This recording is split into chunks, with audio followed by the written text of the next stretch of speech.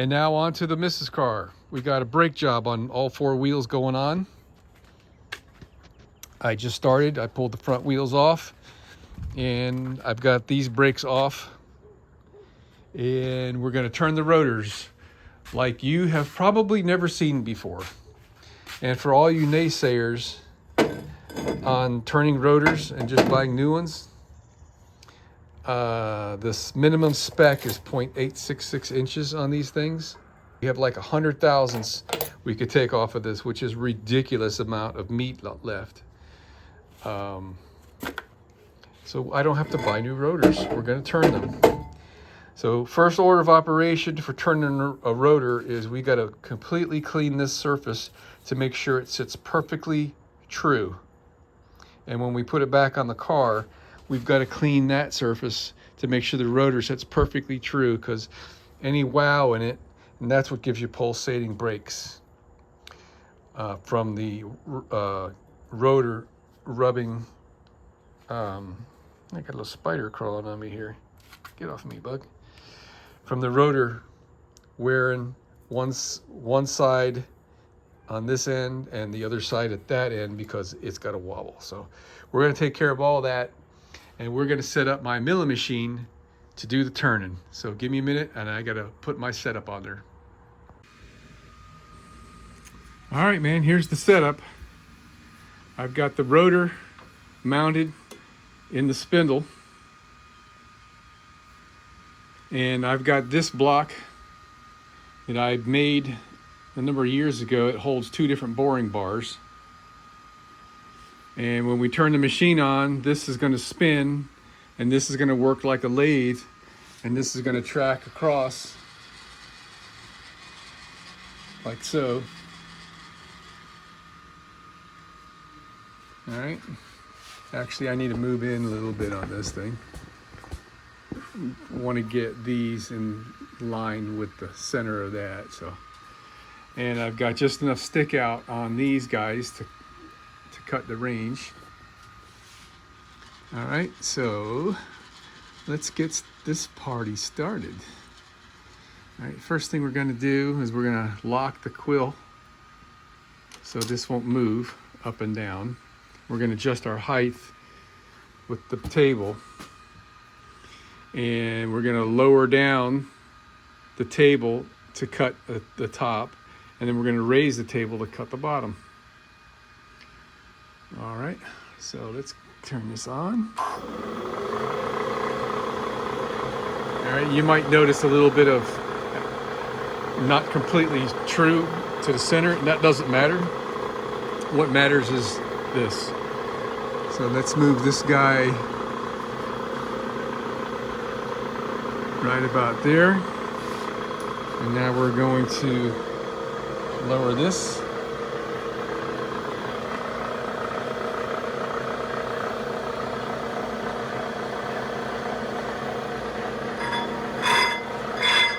Right about there.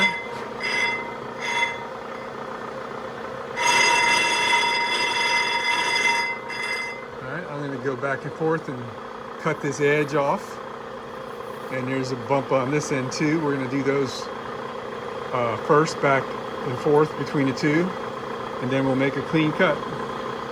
Now I used to have a little shower curtain, an old plastic shower curtain that I would drape over this to keep all the cast iron dust off my machine. So we're just going to have to use a towel, because I don't know where that thing went. All right, we've whittled down on that edge. And now we're coming across. Got a low spot there. And we start to rub again, lightly. And then the last ridge on this side.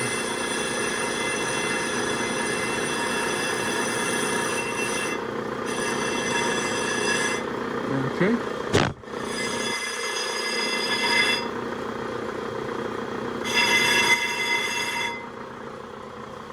All right, let's go down about 5 thousandths and give it a pass. All right, we got the power key going.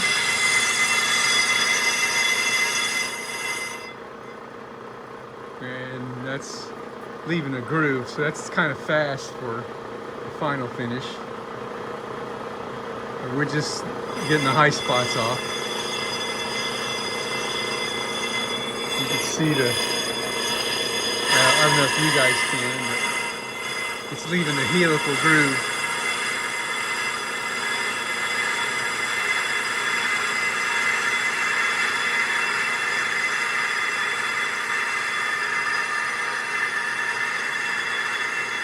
Could speed up the spindle a little bit.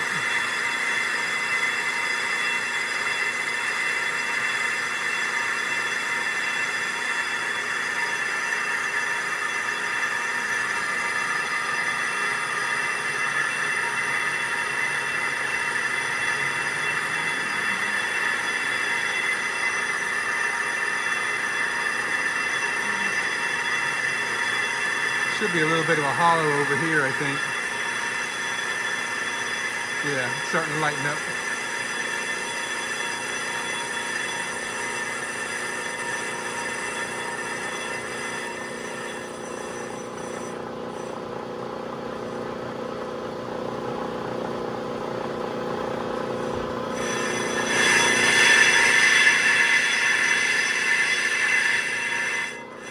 All right, we're all the way through.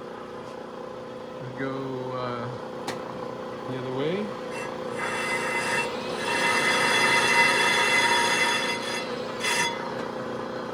All right, let's take off another 5.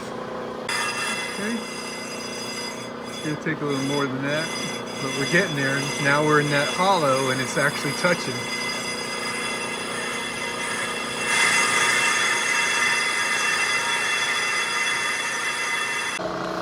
So in case you're wondering, what I'm doing here is I lower beyond 5/1000ths of an inch and then raise up to the 5/1000ths of an inch mark. So that way I have a nice, what would you say, firm positioning. And I've sped up my spindle speed. So this might be the last cut. Slow it down a little bit.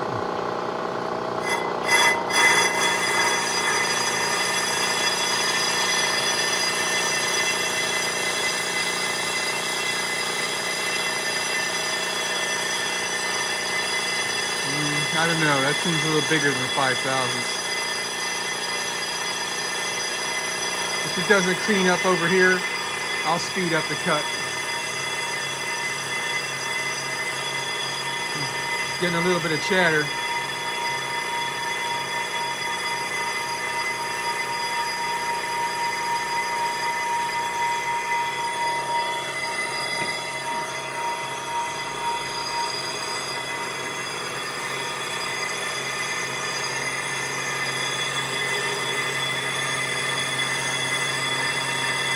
All right, I gotta speed up the feed.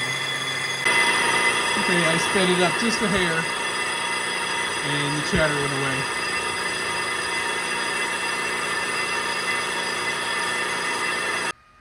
How about that, huh?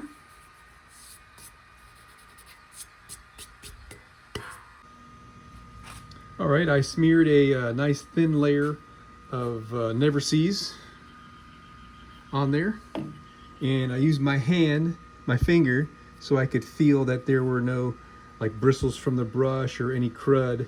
It's nice and smooth and clean. And we did the same to the hub. We're gonna install the rotor, and we're probably, I guess we'll put the pads in. I got the new pads sitting right there. And last we'll be bleeding and flushing out the system, which I'm gonna save for tomorrow. Okay, we're all done with this wheel. Again, except for the bleeding and flushing. We're gonna completely flush the brake system with fresh .4 brake fluid. But what we did is the kit comes, the brake pad kit comes with the grease, high temperature brake grease. So we put some grease on the friction areas where the pads rub on the caliper support. And we got the new spring in here. and we're all done. How about that? I'm gonna leave the wheel off until we're done with the bleeding process. It's all right. So here's the grease that came with the kit. I think we got our money worth out of these guys. I generally don't like to go that long, but we were on the road when these brakes started going thin on me. The outer one is a little thinner, so I guess that's engineered into these things so that the inner one, which you cannot see by looking through the wheel spokes, has got more meat on it. But we're all set, man. Alrighty, it's day 2 of the brake job on the Tiguan. And I should have done this before I started the other side. I went and siphoned out some fluid from the reservoir, the master cylinder reservoir, because when we're pushing the caliper pistons back, it'll potentially overflow the reservoir and make a mess all down your firewall and peel the paint off and everything. The reservoir was kind of low. I guess I've never even added fluid to this car since I've owned it. It's a 16. So the other thing we need to do that I didn't show you yesterday is we got to push these pistons back. And you don't need to use any special tools or anything. You just stick a screwdriver and pry against the rotor like that. Alright. These pads are really close to the edge of the rotor, so it's a little difficult to get the screwdriver in. Now we got it in there. Alright, so now I'm going to use a bigger screwdriver and just, whoa, push the piston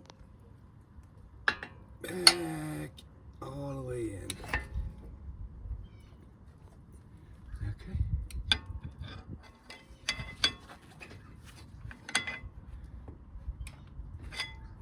So now, you've got plenty of slack there. All right, we still haven't opened up the hydraulic system. And I didn't mention this yesterday either. I'm not rebuilding the calipers. I rebuild my calipers every other brake job. This is the first one on this car, so unless I've got a problem, I've rebuilt a lot of calipers in my day, and almost always they're in perfect shape. These look like they're phenolic pistons, and they should be holding up fine. So phenolic pistons do swell over time and can cause you to have sticking piston, but they're working fine, so I'm just leaving it. If it acts up later, I'll just fix it later. Okay, so we're done with the wheels, and now we're getting into the flush, and I made a huge mess here because I just got careless. But I removed the reservoir, and to do that I removed the battery and the air box. That was not that bad. And what I wanted to show you was, I don't know if I can, but that's how clean it is on the inside. Now I've already cleaned the outside. It was pretty nasty looking. But we're gonna use some isopropyl alcohol and kind of rinse it out the inside. And we're gonna put it back on. All right, we are into the flush. We got, had to go to the store and buy the brake fluid. I thought I had some, but it gave me the opportunity to let that sit out in the sun and evaporate out all the isopropyl alcohol that was in there. And then when I got back, I squirted down with Simple Green and squirted this off with water to get the spilled brake fluid off of there. So what we did is got a little piece of hose, put it on that bleeder, loosened it up, and I pumped it 10 times, and now we're getting clear fluid. It was discolored a moment ago. And I'm going to shut this brake bleeder, and we're going to switch to the other side, and then we'll be able to put the front wheels on and turn the car around. All right, so this is my own invention. I don't know if it's really warranted or not, but when I jack up the car, this piece of aluminum here doesn't seem robust enough to support the weight of the car. I mean, if I had to jack it up, I would just jack it up in the middle on this thing, but it's pretty thin aluminum, man, and I ain't about to take a chance. So shortly after I bought this car, when I was deciding I needed to jack it up, I created this piece of channel with these two little socket fittings that go over those big bolt heads. One there and one there. And then when you jack it up, that is very securely fixed in place to jack the car up. Now those bolts, this is solid aluminum here, that goes all the way up to the body mount. That's why we're lifting on that. Else I don't know where you can lift this car up in the front. The whole front end anyway. This is another invention of mine. I made these two layers of 3/4 inch plywood glued and screwed together. So there's these two perfect lifting points on the body right here. This is pretty heavy gauge metal, and they're normally covered up with a little piece of plastic that I decided I don't care to leave in there. So those little round buttons go up in those holes, and the wood rests on this for putting the jack stands, because there's not a good place. Everything's plastic under here. I mean, this would be pretty decent, but strength wise, but not a good spot to put a jack stand. And I don't like putting anything on here because it'll scratch up this paint and cause a rust problem.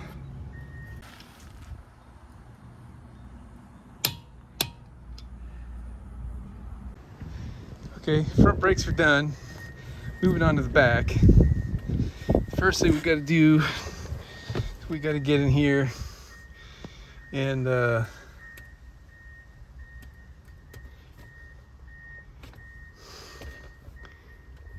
out of my email. We got to go to VADCOM. Okay, I found it. My gosh, it's under basic settings here, and then this drop down, and I think it's open rear parking brake prior pad change repair.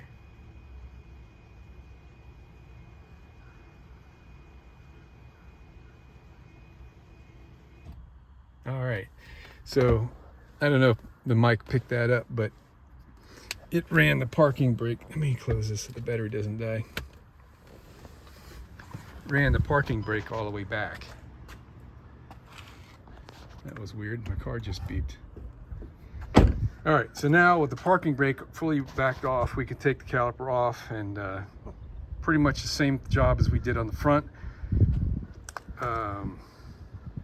Take the little screw out that's right there, turn the rotors, new pads, put the rotors back on, bada bing.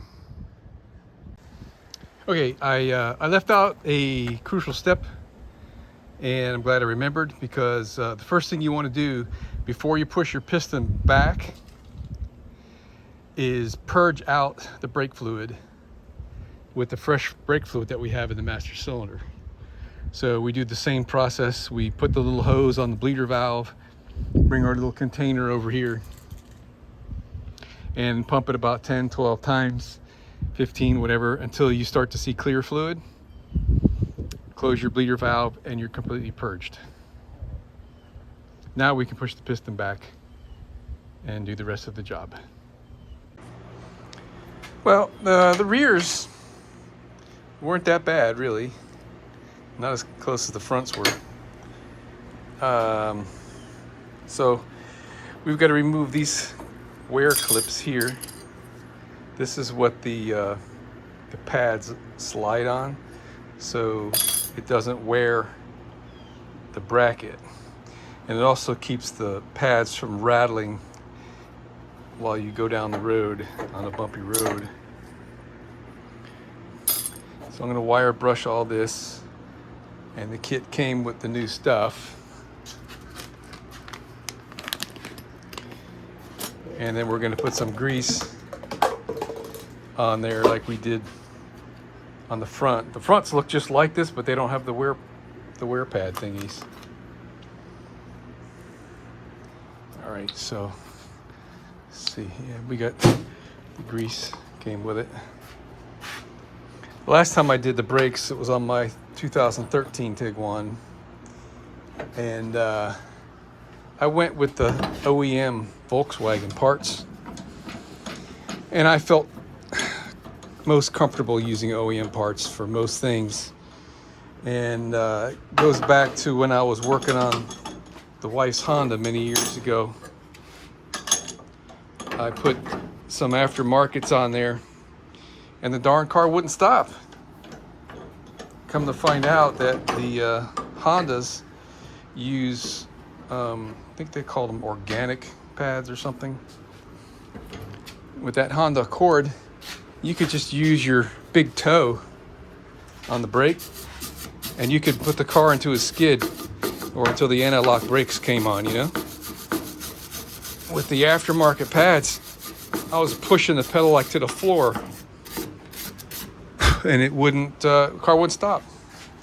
Went back to the auto parts store and I told them, and they started telling me about, oh, you got to bleed the brakes and all that. It's like, dude, man, I'm a certified auto mechanic, certified in every kind of brake system that there is. They ended up giving me my money back, and I went to Honda and got the pads. And I had turned the rotors and everything, but since I only had like 3 miles on the car,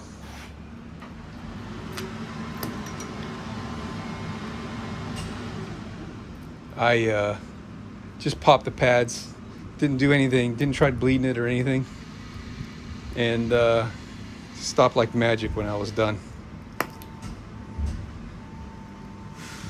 There's plenty of grease in there. Okay. That's what the bracket has to slide on in order to compensate for brake wear and any deviation in the rotor. All right, let me get the pads. Remember what I was saying a minute ago about going with the OEM parts? This is why. Freaking jerks, man. These are the wrong parts. They don't fit in there. So I had to clean up and put the old ones back in. Dang it, I hate that.